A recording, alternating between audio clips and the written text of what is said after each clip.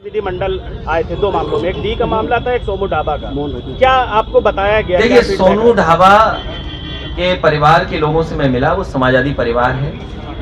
इससे पहले भी हमारी पार्टी के लोग भी आए हैं, चाचा भी यहाँ होकर के गए हैं। सोनू ढाबा एक एग्जाम्पल है।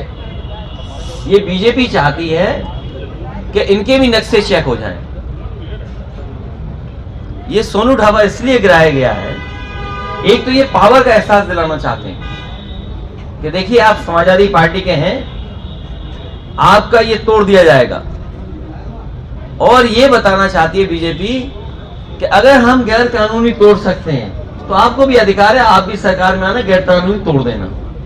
अब सवाल ये आता है कि नक्शे कितनों के पास हैं।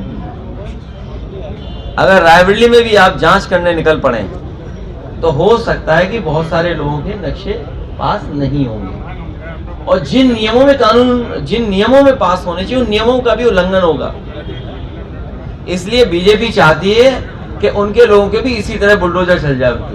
2024 के चुनाव को किस नजर से देखा जा रहा है? 2024 में भारतीय जनता पार्टी उत्तर प्रदेश से साफ हो रही है।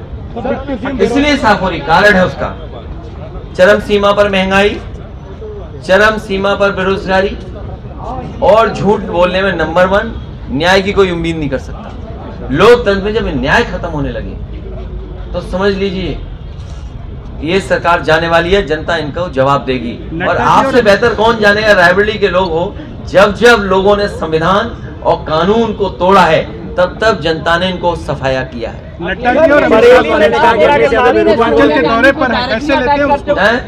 अमित शाह और कि अन्ना पशु सड़क पर हैं, अन्ना पशु से किसानों का नुकसान है। उस प्रदेश में कोई न कोई एक्सीडेंट हो रहा है, किसी न किसी का जान जा रही है। इतनी टकराने से, एक्सीडेंट से किसानों की कहीं भी जान नहीं गई होगी जितनी उत्तर प्रदेश में गई है जान, अन्ना जानवरों की वजह से। इतना फसल का नुकसान भी कभी नहीं हुआ। और सोचिए, देश के प्रधानमंत्री जी ने कहा था अगर ये सरकार देश के प्रधानमंत्री का नहीं सुन रही तो आखिरकार सरकार किसके लिए काम कर रही है? और इन्वेस्टमेंट तो ये केवल धोखा देना है। ये विदेश जो घूम आए हैं ये केवल घूमने गए थे।